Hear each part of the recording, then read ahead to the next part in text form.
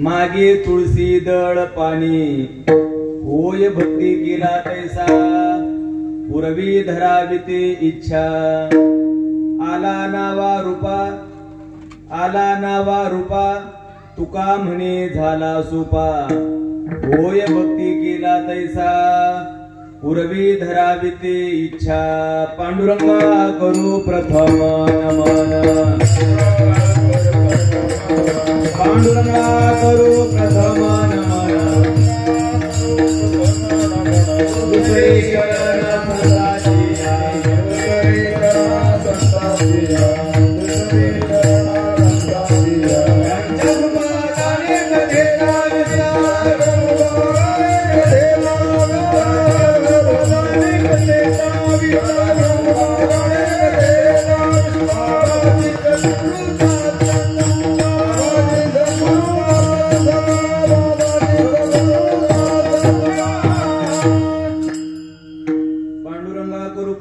नमन दुसरे शरण त्यांच्या कृपादाने कथेचा विस्तारू बाबाजी सद्गुरु दास तुका जयांचे केल्या स्मरण होय सकळ विद्यांचे अधिकरण तेची वंदू श्री चरण श्री गुरूंचे ते नमस्कारून आता विनायकं गुरुनौमी साखरे नाम विश्रुतम येषां चरण सानिध्यात जीवा मुक्ता भवन्ति साखरे वंश विख्यातम ज्ञानदान परायणम विनायकं गुरुं वन्दे भवबन्ध विमुक्तये ज्ञान प्रताप विलसत वचनामृतञ्च अद्वैत भावपटुता हित बुद्धि रहस्य ज्ञानेश्वरस्तु भगवान् अवतीर्ण एव श्रीरंगनाथं गुरुराज नमोस्तुभ्यं श्रीरंगनाथं गुरुराज वर्यं मुमुक्षुनाम ज्ञानदानैकदक्षं प्रभावती क्षेत्र निवासिनन्तं नमामि वेदांत विदां वरिष्ठं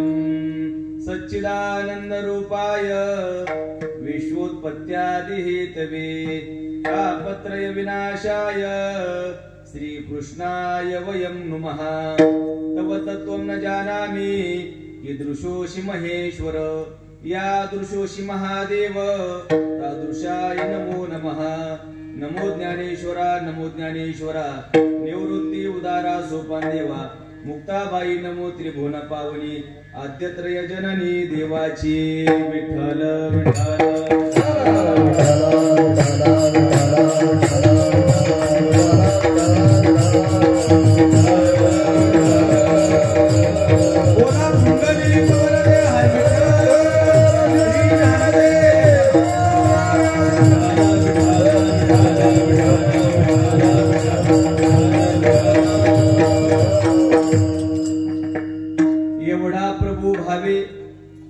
तेने संपुष्टी रहावे होय भक्ती केला तैसा पूर्वी धराविते इच्छा प्रस्तुत प्राप्त प्रसंगी प्राप्त स्थळी कीर्तन रूपी सेवेकरता म्हणजेच निरूपणा करता निवडलेला अभंग महान भगवत भक्त वैराग्य मूर्ती श्रीमंत श्री देहू निवासी जगद्गुरु श्री संत तुकाराम महाराजांचा 4 चरणांचा अतिशय महत्वाचा अभंग असून या अभंगाच्या माध्यमातून जगद्गुरु श्री संत तुकाराम महाराज एक आश्चर्य सुद्धा सांगतात.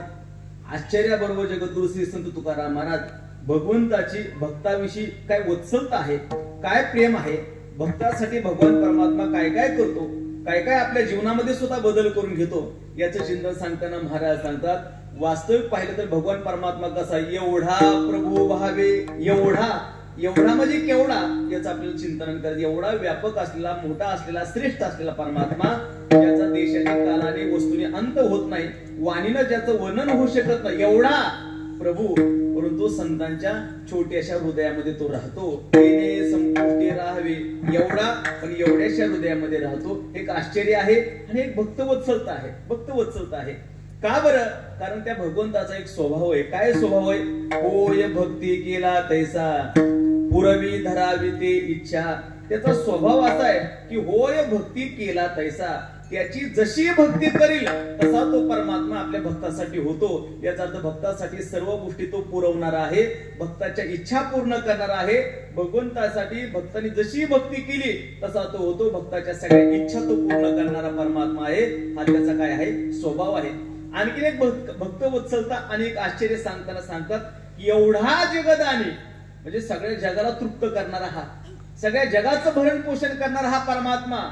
पण संतांच्या दारामध्ये भक्ताकडे मात्र मागे तुळशी दळ पाणी, तुळशीचं पान मागतोय, एक भाजीचं पान मागतोय, पाणी मागतोय. जगाला तृप्त करणारा संतांकडे एक भाजीचं पान मागतोय, तुळशीचं पान मागतोय. आश्चर्यच आहे, एक आश्चर्यच आहे. आणि कारण का, त्याचं एकच कारण, होय भक्ती केला तैसा पुरवी धरावी ते इच्छा. जशी भक्ती करेल तसा तो होणार आहे. आणि शेवटी आणखी फार मोठं आश्चर्य सांगितलं आजच्या कार्यक्रमाच्या दृष्टीने महत्वाचं, म्हणजे कोणचं, आला नावा रूपा तुका म्हणे झाला सोपा. वास्तविक पाहिलं तर हा निर्गुण आणि निराकार होता. तिथं रंग नव्हतं, रूप नव्हतं, आकार नव्हता, शब्द नव्हते, काहीच तिथं संबंध नव्हता. असा वास्तविक परमात्मा धर्मरक्षणाकरता, भक्तांच्या उद्धाराकरता, धर्माचं कार्य करण्याकरता, दुर्जनाच्या नाशाकरता हा परमात्मा काय झाला, आला नावा रूपा. त्याने नाव आणि रूप धारण केलं. आधी त्याला नावही नव्हतं आणि रूपही नव्हतं, त्याने नाव आणि रूप धारण केलं. याचा परिणाम काय झाला आम्हा सगळ्यांसाठी, तुका म्हणे झाला सोपा. आम्हाला सगळ्याला तो भक्ती करण्यासाठी सोपा झाला, पूजा करण्यासाठी सोपा झाला, नामचिंतन करण्यासाठी सोपा झाला. आणि म्हणून आज आम्हाला ती भक्ती अंतःकरणामध्ये निर्माण झाली. अशा रीतीने भगवंताची भक्त वत्सलता या अभंगातून प्रतिपादन करतायत.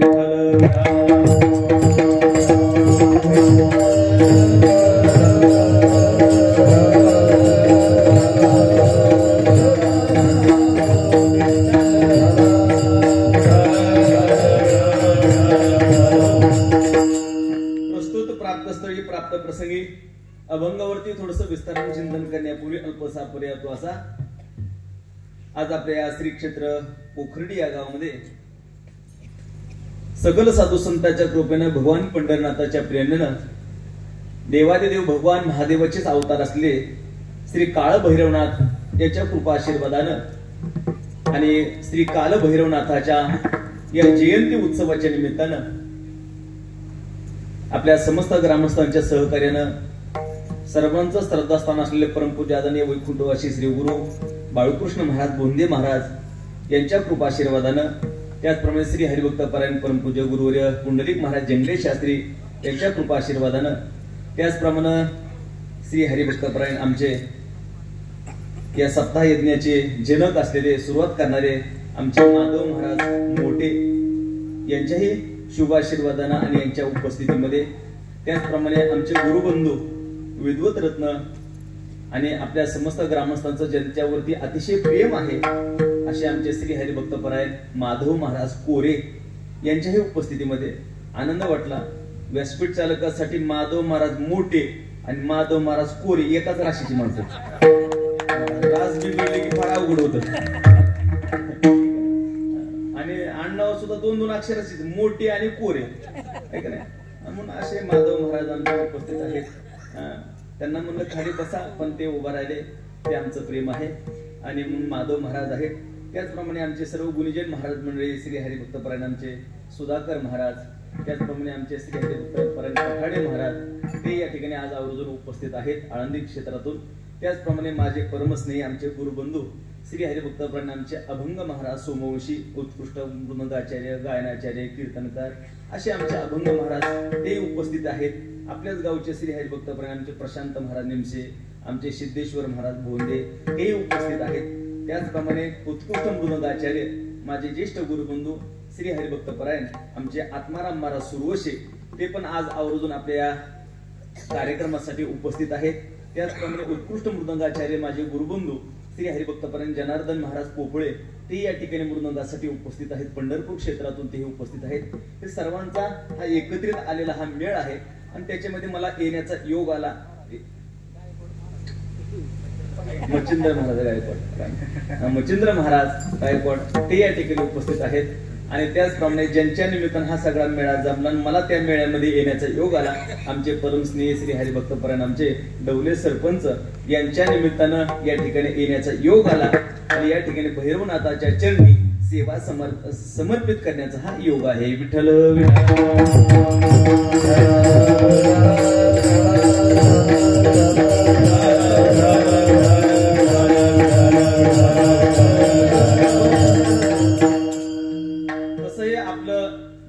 अतिशय परमार्थिक आहे.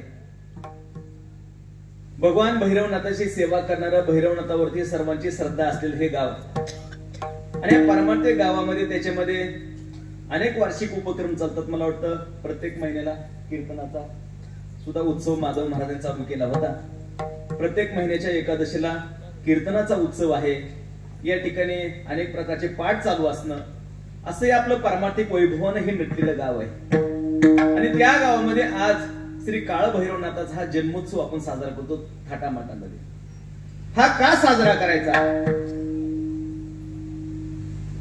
भगवान भैरवनाथाचा जन्मोत्सव आम्ही साजरा केला म्हणजे भैरवनाथाचं मोठेपण वाढणार आहे असं काही आमच्यावरती अवलंबून नाही. ते स्वयंसिद्ध मोठे. आम्ही तो उत्सव साजरा केला नाही म्हणजे ते कमी होणार आहे त्यांचं महात्म्य असंही काही नाही. आमच्यावरती त्याचा मोठेपण अवलंबून नाही. पण का करायचा त्याचं कारण आहे, एक फार मोठं आश्चर्य आजच्या दिवशी घडलं. फार मोठं या ठिकाणी आमच्यासाठी पर्वणी आजच्या दिवशी आली. का? वास्तविक पाहिलं तर भगवंताचं जे रूप आहे ते भगवंताचं रूप असं आहे, अव्यक्त निराकार, नाही ज्या आकार, जेथून चराचर हरिशी भजे. श्री संत ज्ञानेश्वर महाराज सांगतात, अव्यक्त तो व्यक्त दशेतला नाही, अव्यक्त दशेतला परमात्मा आहे. निराकार, त्याला आकारच नाही. अव्यक्त निराकार, अव्यक्त आहे तो, त्याला आकार नाही असा परमात्मा आहे. पण त्या परमात्म्याने आकार धारण केला, त्यानं रूप धारण केलं. आणि म्हणून अशा निर्गुण निराकार परमात्म्याने ज्या दिवशी रूप धारण केलं तो दिवस म्हणजे आमच्यासाठी पर्वणी आहे. विठ्ठल विठ्ठल.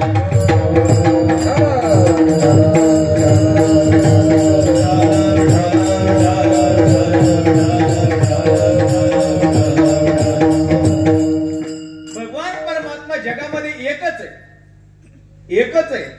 पण एकच परमात्मा निमित्त मात्रानं त्या प्रसंगाने अनेक प्रकारचे अवतार धारण करतो. अवतार धारण करून धर्माचं रक्षण आणि अधर्माचा नाश भगवान परमात्मा करत असतात. परमात्मा एकच आहे पण अनंत रूप धारण करतात. शास्त्र सांगतं, एको देवहा सर्वभूतेषु गूढः सर्वव्यापी सर्वांतरात्मा. एको देवहा, एकच देव, एकच परमात्मा आहे. सर्वव्यापी, तो सर्व चराचरामध्ये, सर्व कणाकणामध्ये भरलेला एकच आहे. एका जनार्दनी एकपणे उभा, एका जनार्दनी एकपणे उभा, एका जनार्दनी एकपणे उभा,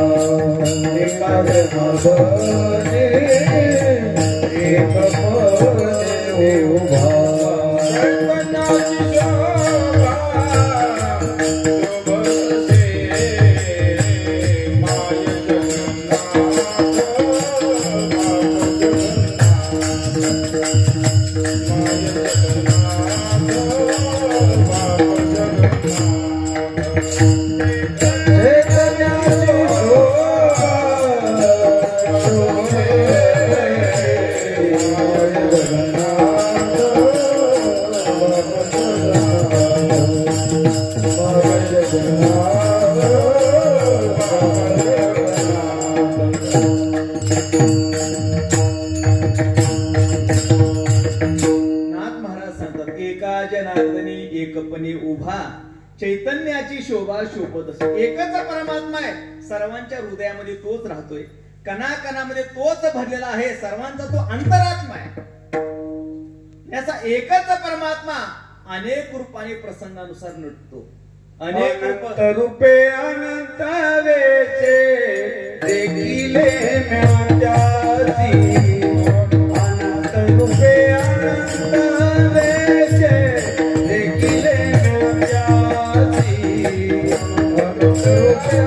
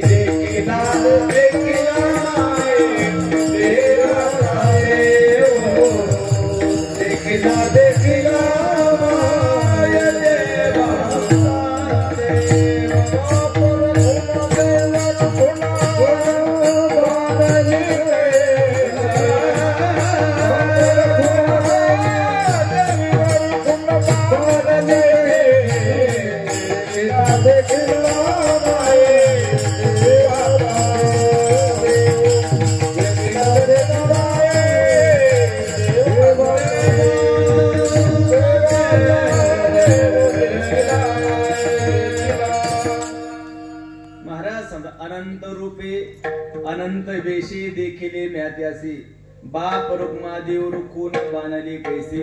अनंत रूपाने अनंत वेशाचा एकच परमात्मा. कधी तोच भगवान परमात्मा कधी मत्स्य होतो, कधी कच्चे होतो, कधी वराह होतो, कधी वामन होतो, कधी परशुराम होतो, कधी नरसिंह होतो, कधी राम होतो, कधी कृष्ण होतो, कधी भैरवनाथ होतो. एकच परमात्मा अनंत रूपाने नटलेला परमात्मा आहे. म्हणजे अशा प्रकारचे अनंत रूप भगवान परमात्मा केव्हा घेतात, केव्हा अवताराला येतात. या सगळ्याच देवतेच्या अवताराचं प्रयोजन भगवान श्रीकृष्णाने भगवद्गीतेमध्ये सांगितलं. केव्हा भगवान अवताराला येतात. यदा यदा हि धर्मस्य ग्लानिर्भवति भारत अभ्युत्थानम धर्मस्य तदात्मानं सृजाम्यहं परित्राणाय साधूनां विनाशाय च दुष्कृतां धर्म संस्थापनार्थाय संभवामि युगे युगे. जेव्हा जेव्हा धर्माला ग्लानी लागते, अधर्म वाढायला लागतो, अधर्माकडून धर्माचा तिरस्कार व्हायला लागतो, भगवान सांगतात तेव्हा तेव्हा मी प्रत्येक युगामध्ये अवताराला येतो. संभवामि युगे युगे. प्रत्येक युगामध्ये अवताराला येतो, येऊन धर्माची संस्थापना करतो, अधर्माचा नाश करतो. अधर्म वाढला की देव अवताराला येतात, अधर्माच्या नाशाकरता देव अवताराला येतात. मला एका सुशिक्षित मुलाने प्रश्न विचारला. मला म्हटला, महाराज भगवान अवताराला कधी येतात. मी म्हटलं, अधर्माचं प्राबल्य वाढलं, धर्म तिरस्कृत व्हायला लागला, अधर्म वाढला की अधर्माच्या नाशाकरता भगवान अवताराला येतात. त्याने मला एक प्रश्न केला. म्हटला, महाराज अधर्म वाढला की देव अवताराला येतो, ठीक आहे म्हटला, परंतु देवाचे सगळे अवतार आपल्या भारत देशामध्येच आहेत. म्हटलं हो, देवाचे सगळे अवतार आपल्या भारत देशामध्येच आहेत. तो हुशार होता, त्याने लगेच मला प्रतिप्रश्न केला. म्हटला, देवाचे सगळे अवतार आपल्या भारत देशामध्ये, देव अधर्म वाढला की अवताराला येतो. मला सांगा महाराज, अधर्म काय फक्त भारत देशातच वाढतो का. म्हटलं तुम्हाला, अधर्म काय फक्त भारत देशातच वाढतो का, इतर देशामध्ये अधर्म वाढत नाही का. उलट इतर देशामध्ये भारत देशापेक्षा अधर्म जास्त आहे. मग देवाचे अवतार तिकडं का नाहीत, आपल्याच देशात का. देवाला का इथलाच अधर्म दिसला का, तिकडं अधर्म वाढलेला दिसला नाही का देवाचा. मग देवाचे अवतार तिकडे का झाले नाहीत, आपल्याच देशात का अधर्म वाढला की देवाचे अवतार होतात. मी त्याला माझ्या श्री गुरु भाऊंच्या कृपेनं उत्तर देण्याचा प्रयत्न केलाय. पटलं तर स्वीकारा, नाही तर सोडून द्या. त्याला एक उदाहरण देऊन मी उत्तर दिले. देवाचे सगळे अवतार आपल्या भारत भूमीमध्येच का झाले, त्याचं कारण त्याला उदाहरण दिलं. आपलं हे शरीर आहे, थोडं बसले ते भाषेत थोडं बोला बरं का. आपलं हे शरीर आहे. मला सांगा, आपण रस्त्यानं चालत असताना आपल्या पायाच्या अंगठ्याला ठेच लागली, पायाच्या अंगठ्याला ठेच लागली. मला उत्तर द्या बसले जर. पायाच्या अंगठ्याला ठेच लागल्यावर तुम्ही अहिल्यानगरला जाऊन मोठ्या हॉस्पिटलमध्ये आयसीयू मध्ये जाऊन ऍडमिट होता गो. अंगठ्याला ठेच लागलं असं करत नाही का, तिथंच मलमपट्टी काहीतरी करतो, एवढं लक्ष देत नाही. बरं, रस्त्याने चालता चालता तुम्ही पडले आणि थोडस तुमच्या गुडघ्याला खरचटलं. गुडघ्याला खरचटल्यावर तरी तुम्ही जाता का अहिल्यानगरला मोठ्या हॉस्पिटलमध्ये. नाही, तिथंच आपण चुना वगैरे लावतो. चुना लावायचा आपल्याला माहिती आपण थोडाफार चुना वगैरे लावला नाही का, काय ते हळदी वगैरे लावून आपण त्याला बरं करण्याचा प्रयत्न करतो, एवढं लक्ष देत नाही. पण ऐका, आता होऊ नये तसं. पण छातीमध्ये दुखायला लागलं, छातीमध्ये दुखायला लागल्यानंतर मग मात्र आपण गावातल्याच साधारण डॉक्टरकडे जातो का मोठ्या हॉस्पिटलला जातो. लगेच जातो का 1-2 दिवसांनी जातो, लगेच जातो. मला सांगा, आता बसले उत्तर द्या. अंगठा तर याच शरीराचा भाग आहे. गुडघा तरी याच शरीराचा भाग आहे आणि हृदय तरी याच शरीराचा भाग आहे. तिन्ही एकाच शरीराचे भाग आहे. पण आम्ही अंगठ्याची तेवढी काळजी घेतली नाही, गुडघ्याची पण तेवढी काळजी घेतली नाही, पण हृदयाची मात्र काळजी घेतली. आपण लगेच ताबडतोब हॉस्पिटलला गेलो. असं का हो केलं आपण? एका शरीराचे भाग आहेत नाही, असं का केलं आपण? त्याचं कारण आहे अंगठा तुटला तरी शरीर पडत नाही, गुडघा फुटला तरी शरीर पडत नाही, पण हृदयावरती अटॅक झाला तर शरीर पडण्याची शक्यता आहे.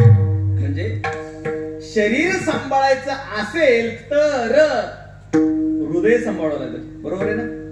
शरीर सांभाळायचं असेल तर काय सांभाळावं लागेल?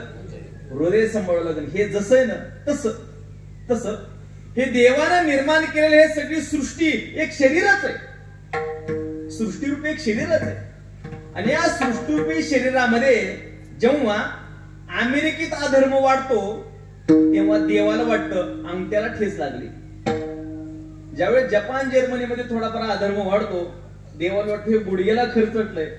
पण जेव्हा भारत देशात थोडा जरी अधर्म वाढतं ना तेव्हा देवाला वाटतो हा हृदयावरती अटॅक आहे का? संपूर्ण सृष्टीचं हृदय म्हणजे भारत देश आहे. सृष्टीचं हृदय म्हणजे भारत देश आहे. जसं हृदय सांभाळलं की शरीर सांभाळलं जातं तसं आमचा भारत देश सांभाळला की सगळं जग सांभाळलं जातं. म्हणून देवाचे सगळेच्या सगळे अवतार आमच्या भारत देशात आहेत. विठ्ठल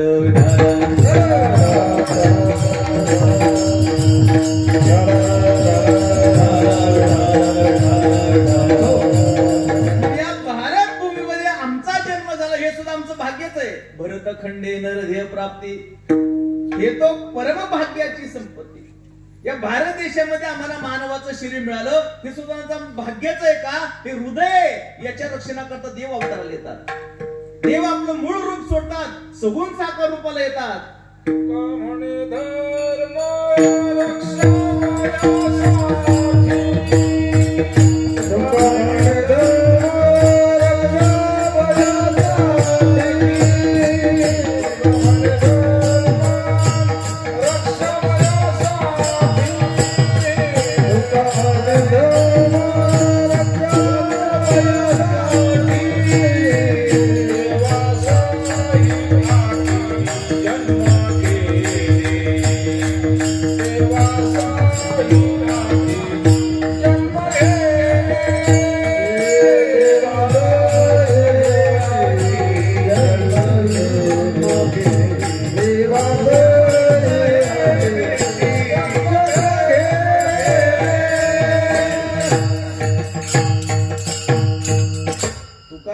धर्म रक्षा वयासाठी देवासही आटी जन्म घेणे. देवाला सुद्धा जन्म घ्यावा लागतो आणि म्हणून देव अवताराला येतात, धर्म रक्षणा करता येतात, आमच्या भारत भूमीमध्ये येतात. आणि त्याच्यामध्ये भगवान भैरवनाथाचा अवतार हा सुद्धा धर्म रक्षणा करताच आहे, साधू संतांच्या रक्षणा करताच आहे. आणि तो अवतार म्हणजे भगवान महादेवाचा अवतार आहे, भगवान सदाशिवाचा अवतार आहे. तुम्ही म्हणाल महाराज एकच देव म्हणून आता सांगितलं ना, आता सांगताना सांगायला महादेवाचा अवतार आहे, मग विष्णूचा अवतार नाही का? देव एकच आहे पण एकाच देवाला नावं वेगवेगळी आहेत. आम्हाला गुरुरी भोनी एक वाक्य सांगितलं होतं, माधव महाराज माहित असेल, त्यांनी सांगितलं होतं एक वाक्य, संस्कृत वाक्य, एको देव हा शिवो वा केशवो वा. देव एकच आहे पण एकाच देवाला कधी शिव म्हणतात तर त्याच देवाला कधी केशव म्हणतात. एकच देव आहे, शिव किंवा केशव, शिवो वा केशव. एक हरी आत्मा जीव शिव सामा, एक हरी आत्मा जीव शिव सामा, एक हरी आत्मा जीव शिव सामा, एक हरी आत्मा जीव शिव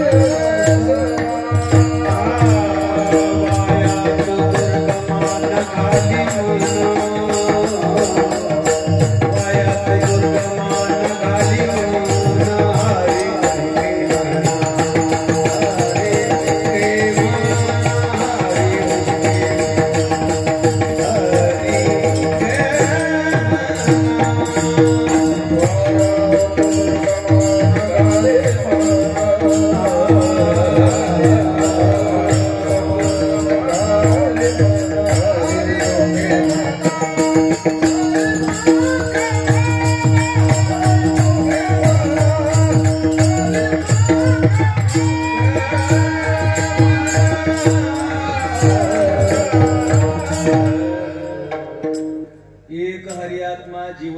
सम वाया तो दुर्गमन घाली मन.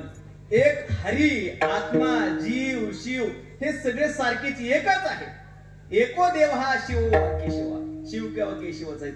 आणि त्या भगवान सदाशिवाचा अवतार म्हणजे भगवान भैरवनाथ आहेत.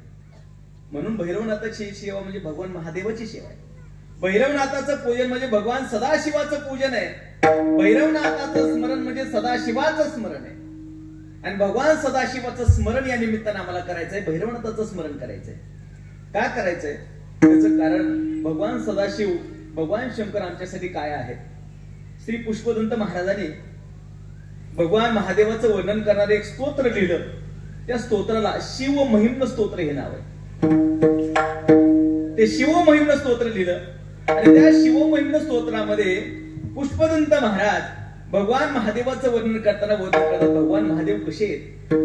स्मशानेश्वा क्रीडा स्मरहर पिशाच्या सहचरा चिता भस्मा लेपस्त्रगपी नृकुरोटी परिकरः अमंगल्यम शीलम तो भोतु नामैवमखिलम तथापि स्मर्तॄणाम परमं मंगलमसि. कसे भगवान महादेव वर्णन केलं पुष्पदंत महाराजांनी. स्मशानेश्वा क्रीडा. भगवान महादेवाचं राहण्याचं ठिकाण स्मशानभूमी आहे. कुठं राहतात भगवान महादेव?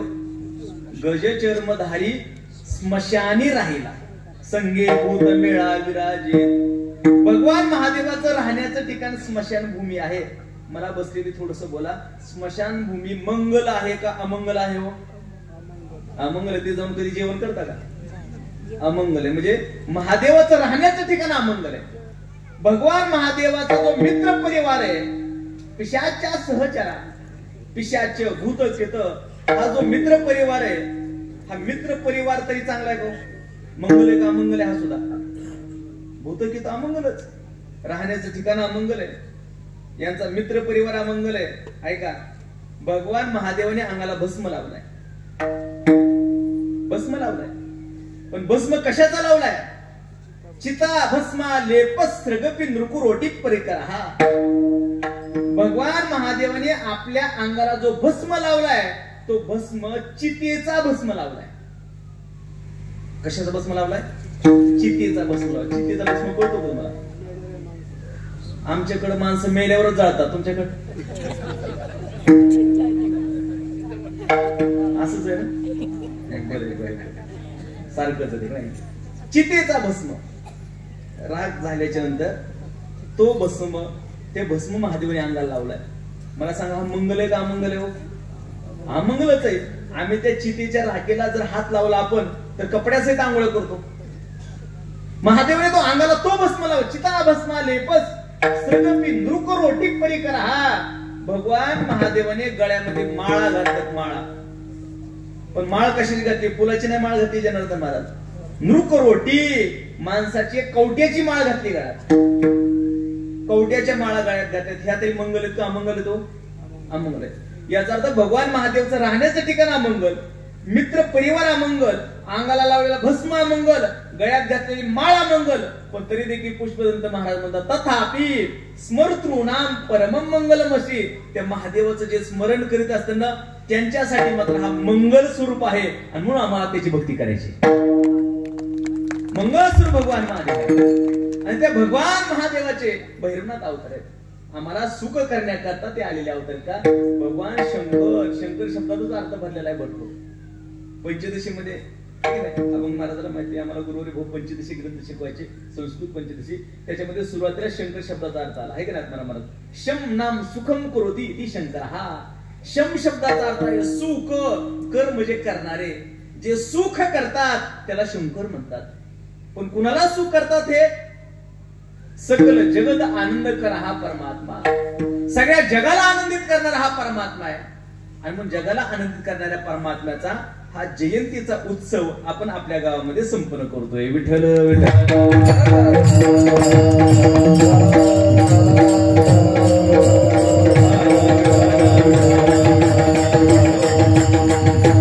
हा परमात्मा अवताराला साधू संतांच्या रक्षणाकरता आला, सृष्टीचे नियमन करण्याकरता आला. पण येण्याच्या अगोदर परमात्म्याचं वास्तविक रूप कसं होतं?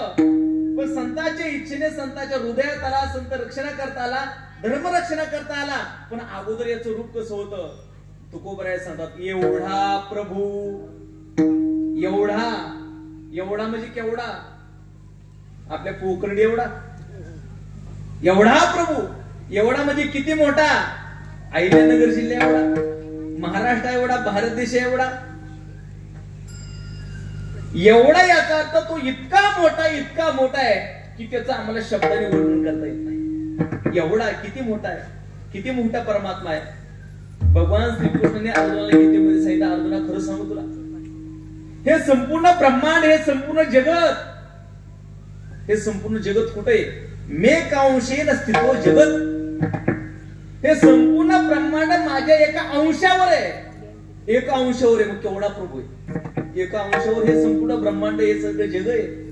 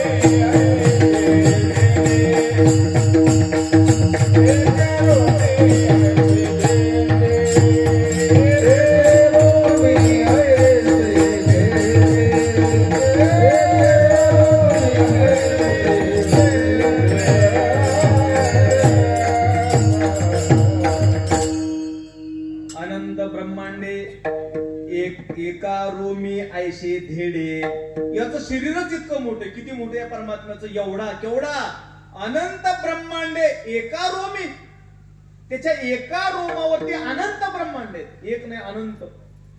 ज्ञानेश्वर महाराजांनी सांगितलं, मला ओवी पाठ नाही पण सांगतो, ज्याप्रमाणे पावसाळ्याच्या दिवसात एखादा मोठा वृक्ष असतो, डेरेदार वृक्ष, आणि त्या वृक्षाच्या खाली गवत उगवत आहे का नाही, गवत उगवल्याच्या नंतर ते एवढं दाट उगवलेलं गवत असतं, त्या गवताची संख्या मोजता येते का आपल्याला, किती गवत आहे ते, किती रोप आहेत गवताची मोजता येतील का. ज्याप्रमाणे एका वृक्षाच्या खाली तेवढी गवत आहेत, तसं या भगवंताच्या एका रोमाखाली तितके ब्रह्मांड आहेत, एका रोमाखाली इतके ब्रह्मांड आहे. एवढा प्रभू, एका रोमाच्या खाली एवढे ब्रह्मांड, एवढा प्रभू, एवढा व्यापक आहे. आणि म्हणून तुम्ही म्हणताल महाराज ब्रह्मांड तर आम्हाला एकच दिसतंय, तुम्ही अनंत ब्रह्मांडे सांगता, अनंत ब्रह्मांडे कशी, अनंत ब्रह्मांड एक हो, अनंत ब्रह्मांडे साधू संतांनी सांगून टाकलं अनंत ब्रह्मांड आहेत. पण शास्त्रज्ञाला आताशी थोडा शोध लागायला लागला की जशी ही आपली रोजची उगवणारी सूर्यमाला आहे, तशी आणखीन दुसऱ्या सुद्धा सूर्यमाला आहेत, आणखीन सुद्धा ब्रह्मांड आहेत, थोडं थोडं उलगडायला आताशी चालू झाले. संतांनी अगोदर सांगून टाकलं का, संतांना माहित होतं यांना शोध घ्यावा लागतो. कशाप्रमाणे एक जुने कीर्तनकार उदाहरण देतात बघा, अभंग महाराज जुने कीर्तनकार उदाहरण देतात. एखादी घरामध्ये नवीन सुनबाई आलेली असते, नवीन सुनबाई आले आणि घरी आल्यानंतर पूर्वीचा काळ होता, घरामध्ये ते मडक्याच्या उतरंडी असायच्या, एक वर एक मडके रचलेली, असे 4-5 लाईनी घरामध्ये असायच्या ना, जुन्या लोकांना माहिती. आता उतरंडी राहिल्या नाहीत ना. आता जर घरात उतरंडी असल्या तर कुणी घरात पोरगी देणार नाही, ह्यांच्या अजून उतरंडीच गेल्या नाहीत म्हणते, आधीच देणार, आणि त्यात उतरंडी म्हणलं तर अजिबात देणार नाही. पण पूर्वीच्या काळामध्ये घरामध्ये काय होत्या, उतरंडी होते मडक्याचे, होत्या नाही तुमच्याकडे, आमच्या भागात होत्या ना, मडक्याचे असायचे का नाही, एका रोक असल्या 4-5 लाईनी असायच्या. नवीन सुनबाई घरात आली, त्या मडक्यामध्ये डाळ गुळ काय हरभरा ठेवलेला असायचा, धान्य ठेवलेलं असायचं. नवीन सुनबाईला सासूबाईने सांगितलं, सुनबाई घरातली ते मडक्याचे तुरीची डाळ आण. तुरीची डाळ आण म्हणल्यानंतर ही सुनबाई घरामध्ये गेली, तिला कोणत्या मडक्यात माहित नसल्यामुळं तिनं पहिल्याला आली तर पहिलं मडकं पाहिलं, त्यात तूर नव्हती, खाली टेकवली. दुसरं मडकं उचललं, त्यात नाही, खाली टेकवलं. एक लाईन सगळी संपली तरी तुरीची डाळ तिला सापडली. दुसरं दुसरी तिने ओळ उचलायला चालू केली. सुनबाई काय येईना लवकर घेऊन म्हणून सासूबाई घरात आली आणि सासूबाईने बराबर वरची 2 मडकी उचलली आणि तिसरं मडकं डाळीचं बाजूला काढलं. का काढलं? तिला कुठं आहे माहितच होतं. तिला मात्र शोधित जावं लागत होतं. तसं अनंत ब्रह्मांड आहे ते संताला अगोदरच माहित होतं आणि शास्त्रज्ञाला मात्र शोधित जावं लागतं. शोधत जावं लागतं. असे अनंत ब्रह्मांड त्याच्यामध्ये आहेत. असा व्यापक परमात्मा आहे ज्याचा आमचे गुरु ज्याचा देशाने अंत होत नाही. देशाने अंत होत नाही म्हणजे किती परमात्मा मोठा आहे याचा देशाने अंत होत नाही. याचा अर्थ काय? आपण इथं बसलेलो आहोत तर आपण घरी आहोत का आता? म्हणजे आपला देशाने अंत आहे. परमात्मा हित आहे आणि तिथं नाही असं घडतं का? नाही. याचा अर्थ त्याचा देशाने अंत होत नाही. काही वस्तूचा कालाने अंत असतो. कालाने म्हणजे आपण जन्माला येण्याच्या अगोदर तर आपलं शरीर नव्हतंच, पण मृत्यू पावल्याच्या नंतर ते आपलं शरीर आहे का? याला कालाने अंत म्हणायचं. आता इथून पुढे 100 वर्षाने आपलं शरीर आहे का? 100 वर्षाने यातलं आपलं कोणा शरीर राहणार आहे का? याला कालाने अंत होत. मला या गावातलं आता इथं बसलेल्यापैकी 100 वर्षानंतर कोणाच तरी शरीर राहणार आहे का? राहणार नाही. का? कालाने अंत आहे. पण भगवंताचा मात्र ही सगळी सृष्टीचा संवार झाला तरी त्याचा अंत होत नाही. म्हणजे कालाने अंत होत नाही. सृष्टी उत्पत्तीच्या पूर्वी सुद्धा तोच होता म्हणून कालाने त्याचा अंत नाही. एवढा प्रभू असा आहे प्रभू ज्याचा देशाने अंत होत नाही. एवढा प्रभू ज्याचा कालाने अंत होत नाही. एवढा प्रभू ज्याचा वस्तूने अंत होत नाही. वस्तूनी म्हणजे काय मला सांगा? लोखंडामध्ये सोनं आहे का? म्हणजे लोखंडामध्ये सोन्याचा काय अंत आहे? सोन्यामध्ये लोखंड आहे का? म्हणजे लोखंडाचा सोन्यामध्ये काय अंत आहे? पण तो परमात्मा लोखंडातही आहे, सोन्यामध्ये सुद्धा आहे. सगळ्यामध्ये जे आहे ते व्यापक असतं आणि त्याचा वस्तूने अंत होत नसतो. आदि मध्य अंती अवधारी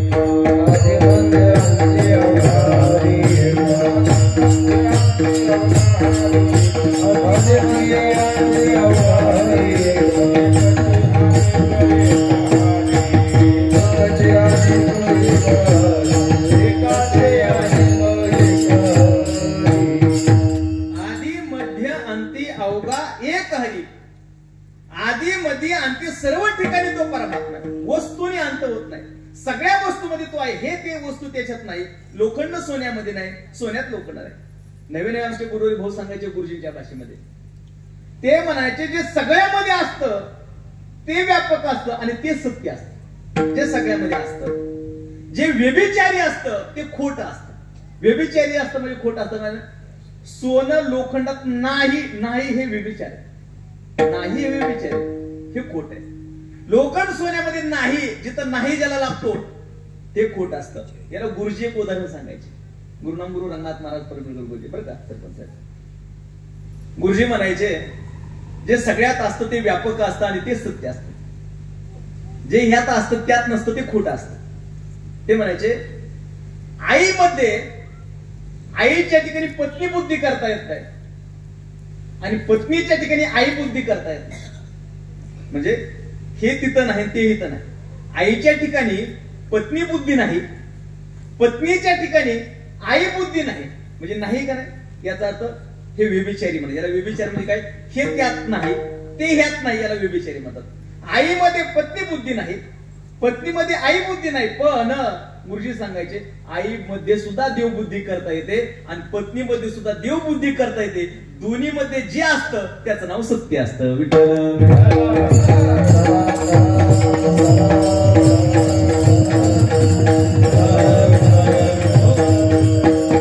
ज्याला नाही हा शब्दच लागत नाही ते सत्य. आई देव आहे, पत्नी देव आहे, सगळ्यामध्ये आहे. अस्तित्व हे परमात्म्याचं रूप आहे आणि म्हणून ज्याचा वस्तूने सुद्धा कुठल्याच अंत होत नाही. एवढा प्रभू असा प्रभू आहे. आणखीन कसा आहे प्रभू? आणखीन ज्याची सत्ता सगळ्यात मोठी आहे. सत्ता किती मोठी आहे? एवढा प्रभू. किती मोठी सत्ता आहे त्याची? वृक्षाचे हे पान हाले ज्याचे सत्ता राहिली अहंता मग कोटे. अहो वृक्षाचं पान सुद्धा त्याच्या सत्तेशिवाय हलू शकत नाही. ही जी याची सत्ता आहे एवढा प्रभू, असा प्रभू. वृक्षाचं पान त्याच्या सत्तेशिवाय हलू शकत नाही. किती मोठी सत्ता आहे. आमची सत्ता सामान्य आहे, काही कालापुरती आहे, काही मर्यादित देशापुरती आहे, सगळीकडे पण नाही आमची. पण याची सत्ता कशी? म्या बोलविल्या वेदो बोले, म्या चालविल्या सूर्य चाले, म्या हलविल्या प्राणू हाले, तो जगाते चाळीता एवढा प्रभू. तुझी या सत्य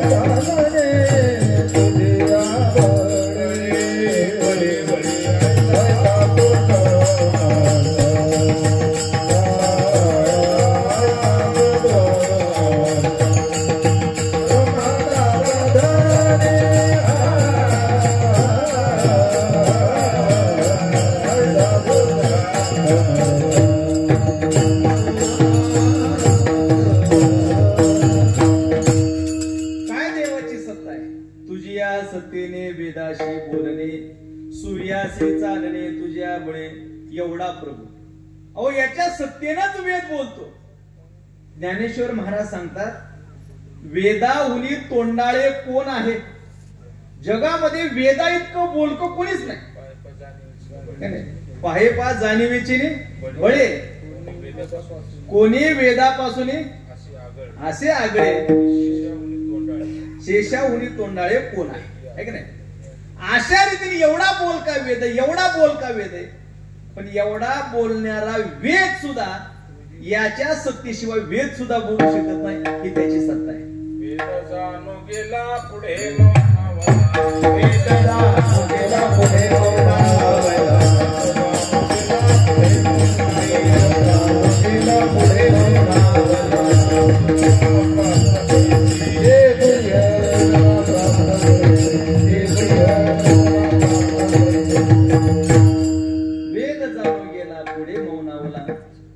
तुझा प्राप्त कैसे.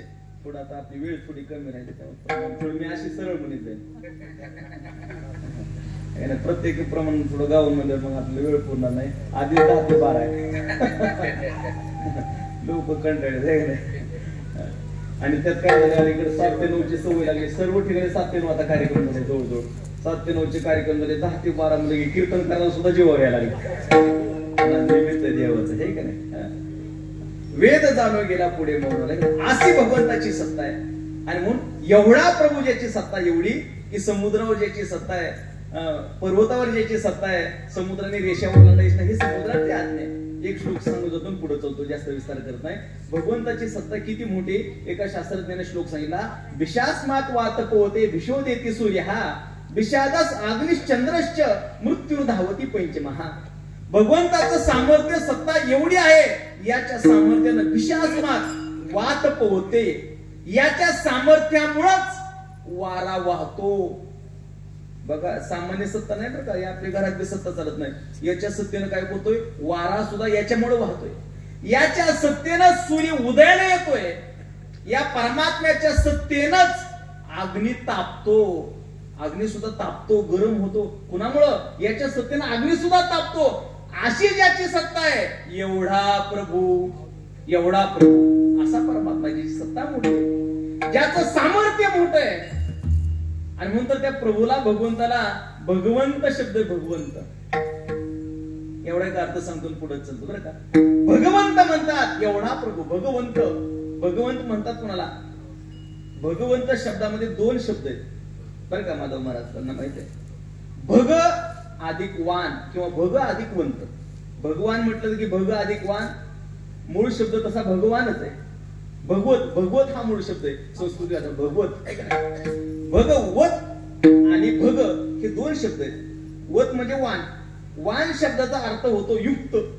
वान म्हणजे काय, युक्त. एखाद्याकडे जर पुष्कळ धन असेल तर त्याला काय म्हणतात, धनवान. वान शब्दाचा अर्थ काय होतो, युक्त. धनानं युक्त तो धनवान आहे. वान म्हणजे युक्त. तसं भगवान म्हणजे काय, भगानं जो युक्त त्याला भगवान म्हणतात. मग नेमकं भग म्हणजे काय, तर भग शब्दाचा अर्थ आहे सहा गुण. सहा गुणाला भग म्हणतात. सहा गुणाला भग म्हणतात. हे ज्याच्याकडे असतात त्याला भगवान म्हणतात. सहा गुणाला भग म्हणतात. सहा गुण कोणचे, ऐका, यश, श्री, औदार्य, ज्ञान, वैराग्य, ऐश्वर्य. हे सहाही गुणवर्य वसती जेत. म्हणून तो भगवंतोय का, हे सहा भग त्याच्याकडे आहेत. या सहा गुणाला भग म्हणतात. हे ज्याच्याकडे असतात त्याला भगवान म्हणतात. भगवान म्हणून विष्णू पुराणामध्ये फार एक गोष्ट सांगितला. भगवंत शब्दाचा अर्थ सांगितला. ऐश्वर्यस्य समग्रस्य, धर्मस्य यशस्य स्त्रिया, वैराग्यस्य मोक्षस्यात् शन्नाम भग इति रणा. भग शब्दाचा अर्थ सांगितला. सहा गुणाला भग म्हणतात. विष्णू पुराण सांगितलं ऐश्वर्यस्य समग्रस्य, संपूर्ण ऐश्वर्य ज्याच्याकडे आहे. धर्मस्य, धर्म ज्याच्याकडे आहे. यश ज्याच्याकडे आहे. स्त्री म्हणजे लक्ष्मी ज्याच्याकडे आहे. वैराग्य ज्याच्याकडे आहे. आणि मोक्ष देण्याचं सामर्थ्य ज्याच्याकडे आहे. या सहा गुणाला भग म्हणतात. आणि सहा गुण ज्याच्याकडे असतात त्याला भगवंत म्हणतात. एवढा प्रभू, असा प्रभू. पण एवढा प्रभू भावे आमच्या भगवत भक्ताच्या भावामुळं, अंतकरणाच्या शुद्ध भावामुळं काय करतो, एवढा पण एवढ्याशा संतांच्या हृदयामध्ये राहतो. महाराज हीच गोष्ट अभंगाच्या पहिल्या चरणात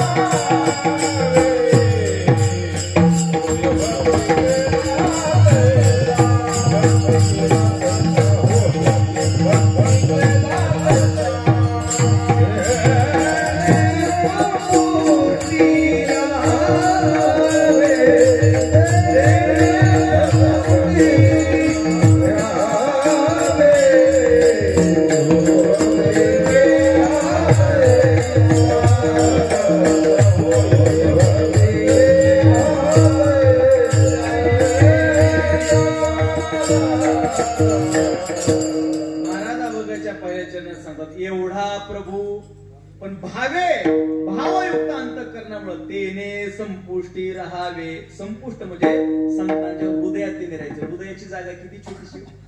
त्या छोट्याशा हृदयामध्ये एवढा परमात्मा तिथं राहील. कशामुळं, भावे. भावाच्या बलानं, भावाच्या सामर्थ्यानं. म्हणून परमार्थामध्ये भाव फार महत्वाचा आहे. आज आमचा भाव आहे. भगवान स्वतः अवताराला यायला लागले. हा आमच्यातला काय भाव आहे. हा आमचा विश्वास आहे, आमचा श्रद्धा आहे. आणि म्हणून ज्ञानोबाने सांगितलं आम्हाला, भावे विन देव न कळे निसंदेह, गुरुविन अनुभव कैसा कळे. भावा वाचून देव सुद्धा कळत नाही. भाव फार महत्वाचा आहे. देव कळायला पाहिजे. आमचे गुरुवरे भोईक वाक्य सांगायचे, ऐका.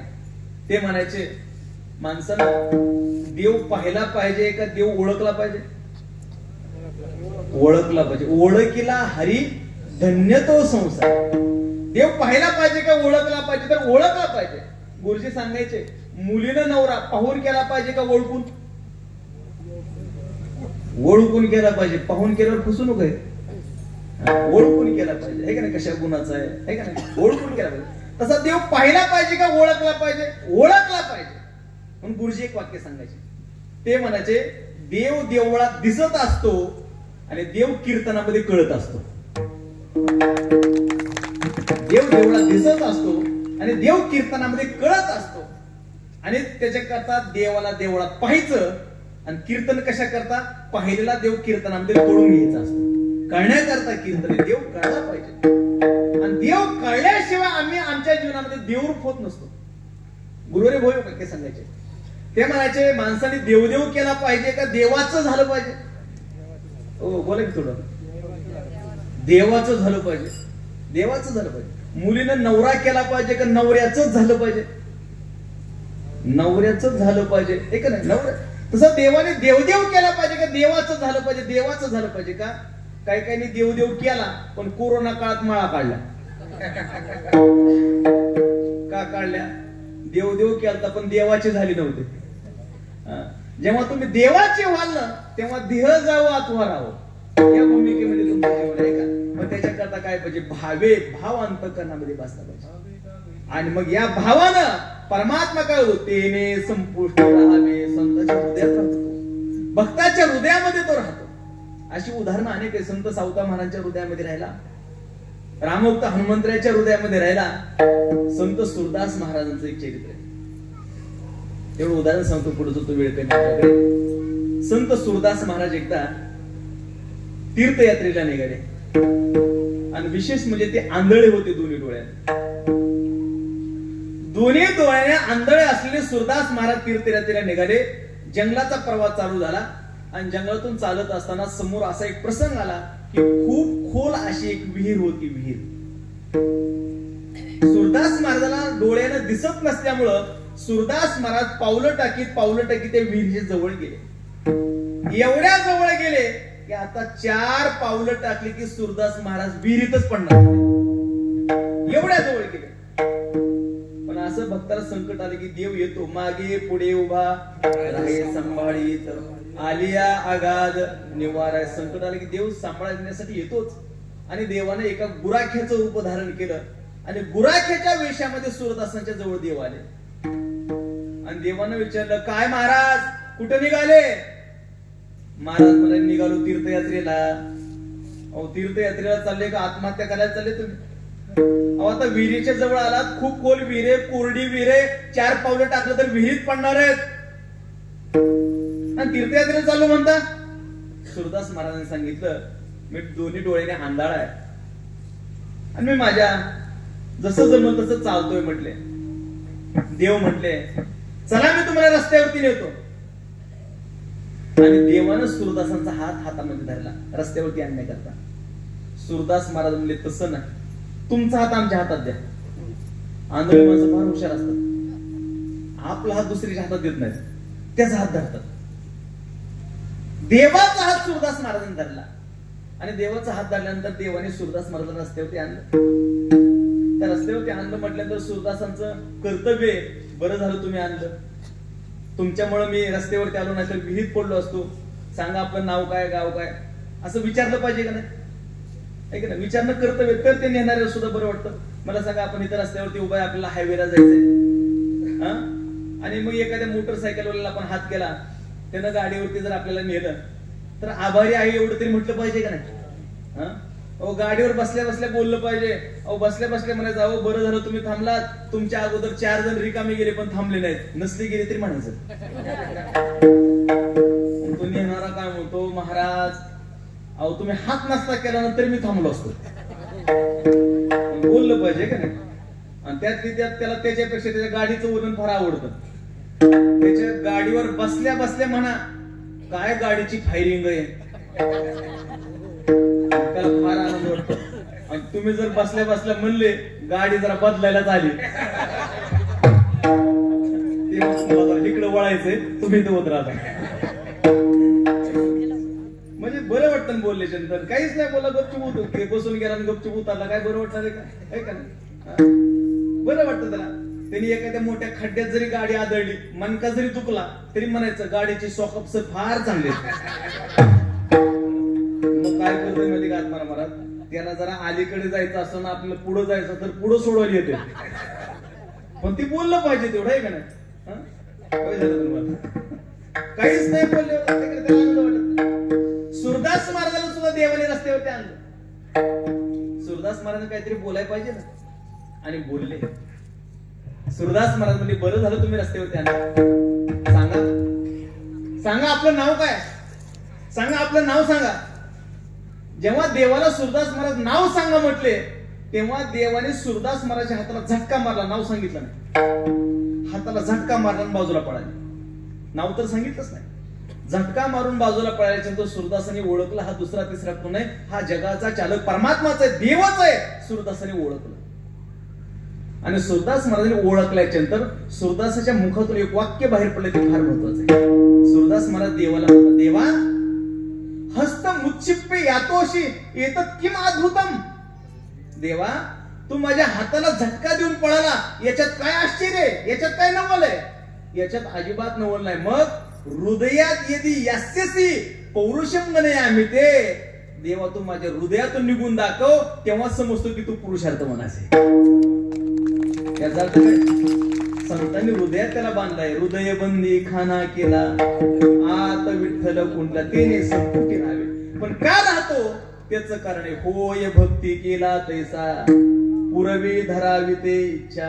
त्याचं कारण दुसऱ्याच्यानं सांगितलं, या परमात्म्याचा स्वभाव जशी भक्ती केली तसा तो परमात्मा होतो, आणि भक्ती करेल तसा तो परमात्मा होतो. त्या भक्ताच्या सगळ्या इच्छा तो परमात्मा पूर्ण करत असतो. आणि याच्याकरता या परमात्म्याने काय केलं, या परमात्म्याने काय केलं, महाराज भक्ती जशी करील तसा तसा झाला. दाशी पुत्र कन्या विदुराच्या भक्षी. कधी उपाशी राहिल्यासारखं दाखवलं, कन्या खाल्ल्या, त्या ठिकाणी द्रौपदीला तुळशी भाजीचं पानच मागितलं. अशा प्रकारची जशी भक्ती केली तशी तशी त्याची क्रिया झाली. आणि तसं तसं करून आपली सुद्धा भक्ती वेगवेगळी आहे का नाही? भगवान श्रीकृष्ण अर्जुनाला सांगतात, चतुर्विधा भजन्ते माम जना सुखवित अर्जुन. अर्थो जिज्ञासुरार्थार्थी ज्ञानीचे भरत. 4 प्रकारचे भक्त आहेत. काही भक्त असे आहेत की संकट आलं की देवाचं भजन करणारे लोक. काय तिथे आहेत का आपल्यापैकी काही जण? नाही, तिथले सगळे ज्ञानी भक्त आहेत. संकट आले की देवाचं भजन करणारा या वर्गातले काय भक्त आहेत. दुसऱ्या वर्गातली भक्त आहेत, संकट नाही आलेलं कुठलं, पण अजून काहीतरी मिळवायची इच्छा आहे. शेजारीची 2 एकर भेटावी म्हणून भजन करणारे काय काय, म्हणजे काहीतरी मिळवायचंय, आपल्याला काहीतरी मिळवायचंय म्हणून देवाचं भजन करणारे काय लोक आहेत. हा अर्थार्थी भक्त आहे. तिसरा भक्त जिज्ञासू, म्हणजे फक्त भगवंताला जाणण्याची इच्छा आहे. आणि चौथा भक्त आहे, आता काहीच करायचं शिल्लक नाही, निष्काम भक्ती देवाची भक्त करतोय. अशी 4 प्रकारचे भक्त आहेत. पण ज्याची जशी भक्ती असते त्याच्या करता तो होतो. एवढंच नाही, हा काय करतो, महाराज सांगतात, एवढा जगदानी मागे तुळशी दळपाने. महाराज सांगतात, आणखीन एक आश्चर्य सांगतात. काय आश्चर्य? महाराज सांगतात, एवढा तो जगदानी, याचा अर्थ सगळ्या जगाचं भरण पोषण करणार आहे, सगळ्याला तो खाऊ पिऊ घालणार आहे, सगळ्याला संतुष्ट करणार आहे. पण संतांच्या घरी मात्र तुळशीचं पान मागतोय, भाजीचं पान मागतोय, संतांच्या घरी पाणी मागतोय. हे एक आश्चर्यच आहे ना, ऐका ना. सगळ्याचं भरण पोषण करतो. रुक्मिणी साहेबाला देवाने सांगितलं, रुक्मिणी मी सगळ्याचं जेवण झाल्याशिवाय मी जेवण करत नाही. रुक्मिणी साहेब वाटतं सगळ्याचं जेवलेलं ह्याला कसं कळतं, आणि सगळ्याचं जेवण झाल्यावर हा जेवतो कसं काय? परीक्षाच पाहू म्हणून रुक्मिणी साहेबांनी एक दिवस एका डबीमध्ये मुंगीला कोंडून ठेवलं आणि देवाला जेवायला वाढलं. देव जेवायला बसले, पहिला घास घेतल्या घेतल्या रुक्मिणी साहेब म्हणले, देवा कालच म्हणले सगळ्याला जीव घातल्याशिवाय मी जेवण करत नाही, आज कस काय? नाही म्हणजे सगळे जेवले. नक्की नक्की. आणि मग रुक्मिणी साहेब डबी आणले, म्हणजे एक भक्त उपाशी म्हणले. डबी उघडली तर त्या मुंगीच्या समोर सुद्धा एक साखरेचा कण शिल्लक होता. म्हणजे देव सगळ्याला जीव घालणार आहे, पण तो आज संतांच्या घरी तुळशीचं पान मागतोय, संताच्या घरी पाणी मागतोय हे आश्चर्य आहे आणि आश्चर्य असलेला परमात्मा आहे. आणि शेवटी महाराज सांगतात तो परमात्मा भक्ता करता नाम आणि रूपाला येतो, तो सोपा होतो अभंगाचं शेवटचं जन्म. आला नावा रूपा, आला नावा रूपा, आला नावा रूपा, आला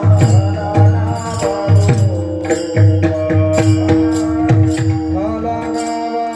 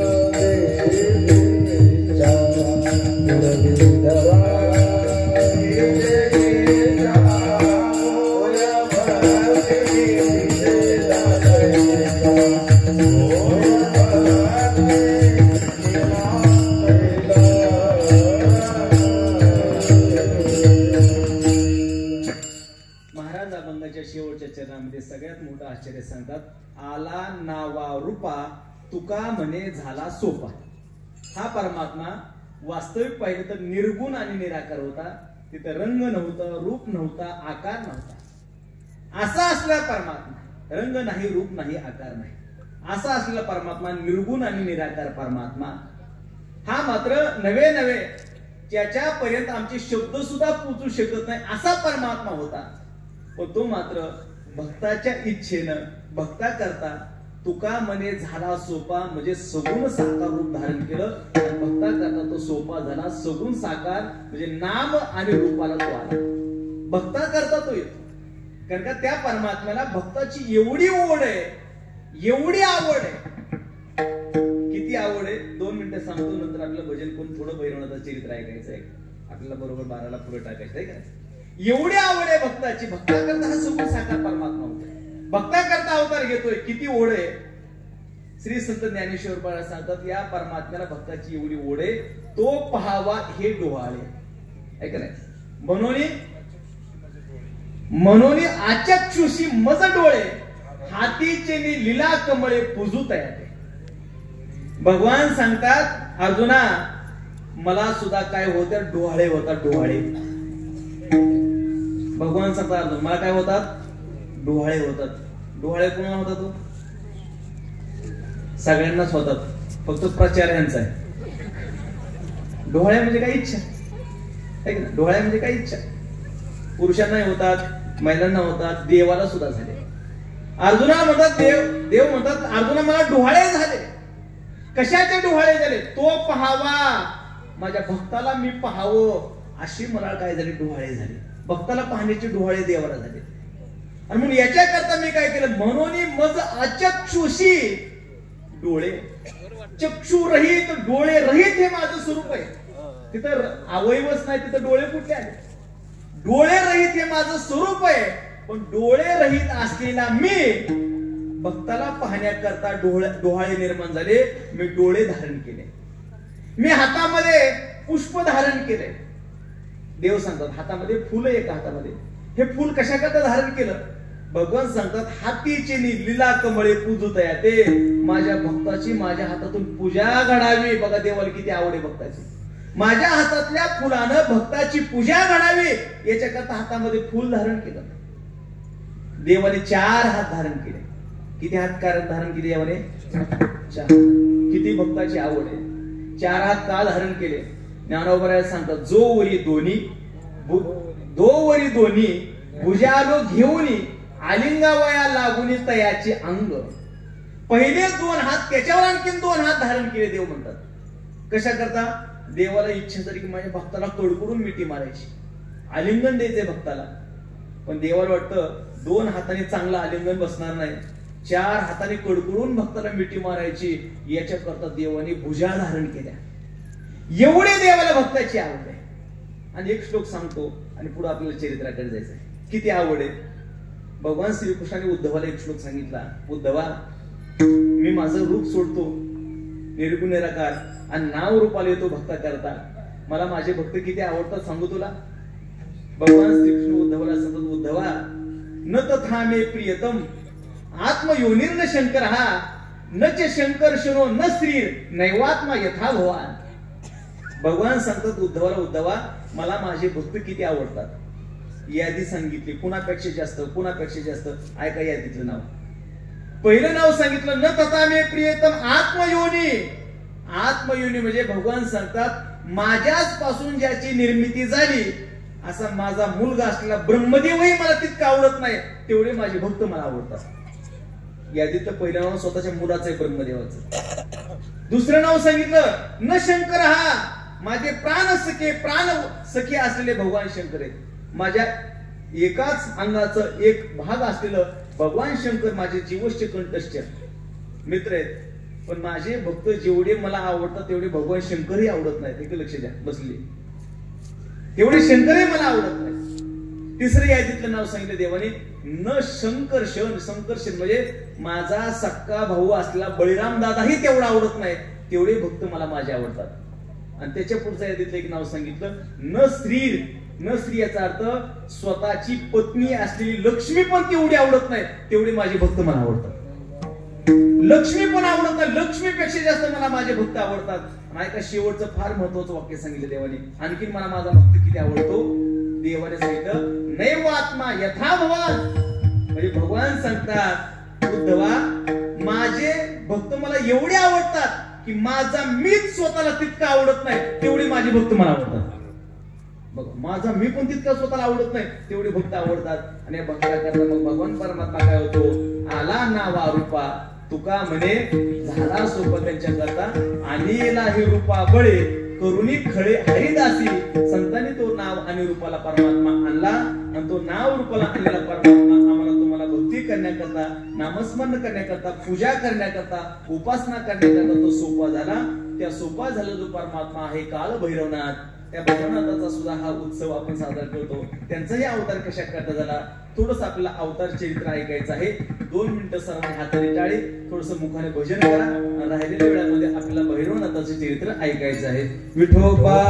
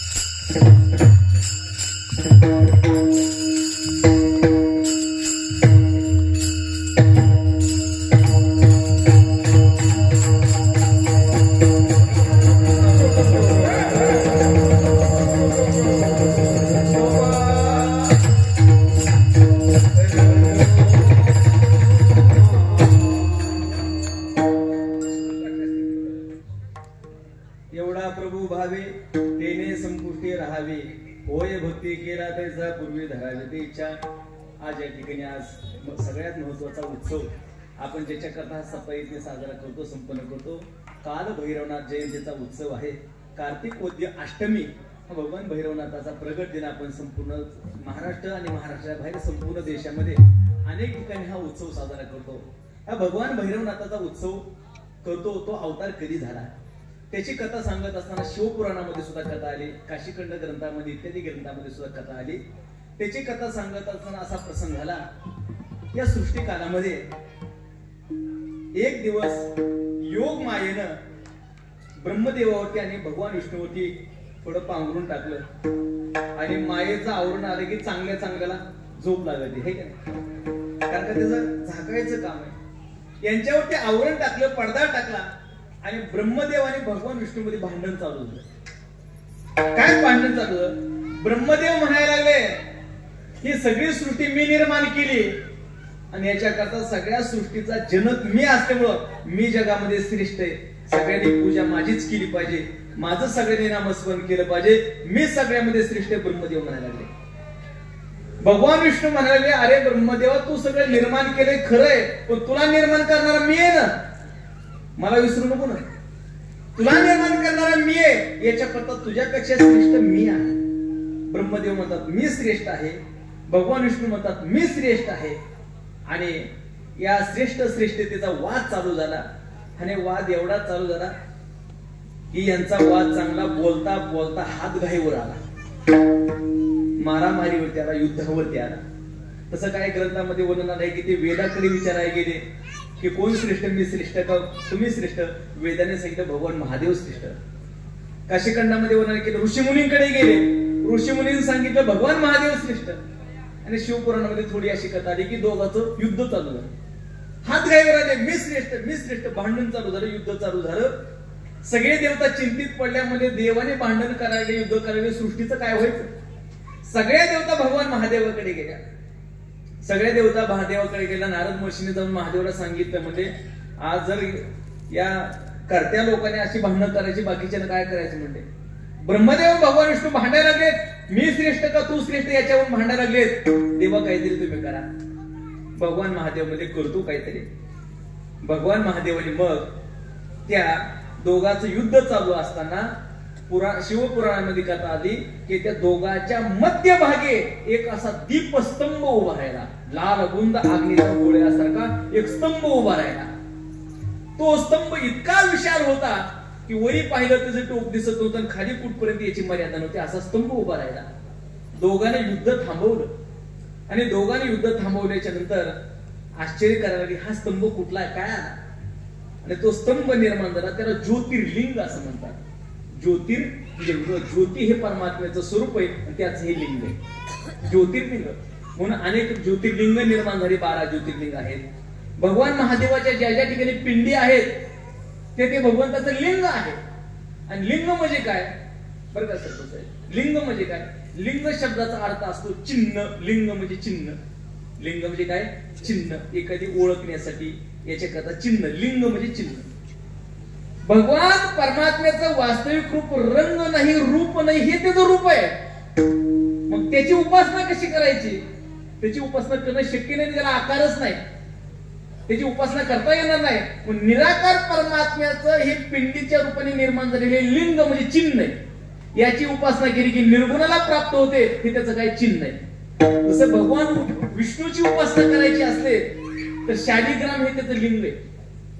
शालिग्रामाची पूजा केली की विष्णूची पूजा केल्यासारखी होते.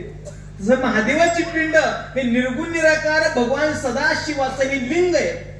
आणि त्या लिंगाची जी ज्योती निर्माण झाली ती ज्योतिर्लिंग आहे. ती ज्योती निर्माण झाली ती दीपस्तंभासारखं लाल गुंद गोळा निर्माण झाला. उंचच्या उंच दोघांनी युद्ध थांबवलं आणि म्हटलं याचा शोध घेऊ. भगवान विष्णू खालच्या दिशेने गेले शोध घ्यायला, पाताळाच्या दिशेने. ब्रह्मदेव वरच्या दिशेने शोध घ्यायला गेले, याचा मुकुट कुठे पाहू म्हटले, याचं चरण कुठे पाहू याच्याकरता भगवान विष्णू गेले. दोन मार्गाने गेले. भगवान विष्णूने खाली 7 पाताळापर्यंत गेले. अतल, वितल, सुतल, तलातल, रसातल, महातळ आणि पाताळ. पाताळापर्यंत भगवान विष्णू गेले, पण त्याचा अंत लागला नाही. अंत लागला नाही. तिथं पाताळ कंदाने सांगितलं याचा अंत लागणार नाही. भगवान विष्णू तिथून माघारी आले. माघारी येऊन थांबले, वाट पाहत थांबले. आणि त्यावेळेस ब्रह्मदेव मात्र वरी गेले. त्यांनीही थकून गेले, त्यांनाही त्याचा मुकुट सापडला नाही. पण वाटेत गाय आणि केतकीचं फुल सापडलं. कोणाला? ब्रह्मदेवाला. आणि ब्रह्मदेवाने त्यांना सांगितलं तुम्ही माझ्यावर चला आणि साक्ष द्या विष्णूपशी की यानं याचा मुकुट पाहिला, आणि जर तुम्ही मला साक्ष दिली तर मी श्रेष्ठ ठरेल भगवान विष्णूपेक्षा. मग त्या दोघांना बरोबर घेतलं आणि बरोबर घेतल्यावर आले आणि सांगितलं ब्रह्मदेवाने की मी या स्तंभाचा मुकुट पाहिला. कशाहून? हे केतकीचं फूल आणि गाय साक्षीला आहे. भगवान विष्णूने ब्रह्मदेवाचे पाय धरले, तुम्ही श्रेष्ठ आहात. ऐका ना, हा खोटं बोला ब्रह्मदेव, खोटं बोलायचं, देव मी खोटं बोला. भगवान विष्णूने पाय धरले ब्रह्मदेवाचे, महाराज तुम्ही श्रेष्ठ आहात, तुम्हाला याचा मुकुट सापडला, मला काय तिचे चरण सापडले नाही. प्रामाणिकपणा व्यक्त केला भगवान विष्णूने. आणि त्याच वेळेस भगवान शंकर त्या ठिकाणी प्रगट झाले. आणि भगवान शंकर प्रगट झाले आणि भगवान शंकराला राग आला ब्रह्मदेवाचा. खोटं बोललात तुम्ही, खोटं बोलून स्वतःला श्रेष्ठ समजता तुम्ही, असा भगवान महादेवाला काय आला? राग आला. आणि राग आलेला भगवान महादेवाने पहिल्यांदा तर ज्यांनी साक्ष दिली त्यांना आधी शाप दिला. फुलाने आणि गायीने साक्ष दिली होती. महादेवाने त्या केतकीच्या फुलाला शाप देऊन टाकलं, म्हणजे इथून पुढे तू माझ्या पूजेमध्ये चालणार नाही. कोणाला शाप दिलाय? केतकीच्या फुलाला शाप दिला, इथून पुढे तू माझ्या पूजेमध्ये चालणार नाही.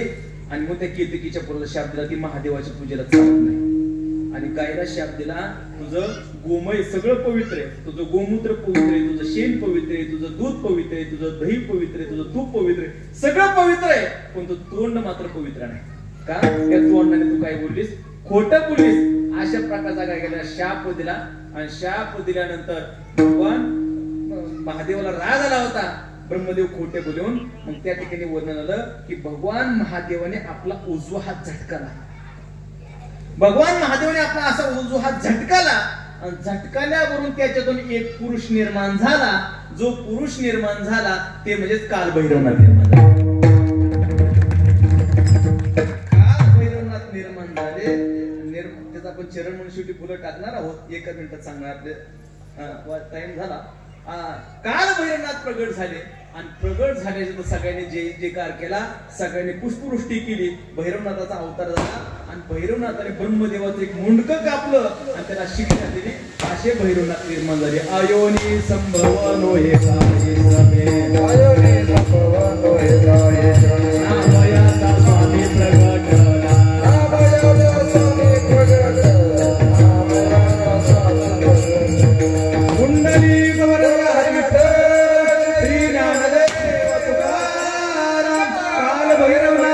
भगवान की ज्ञानेश्वर ज्ञान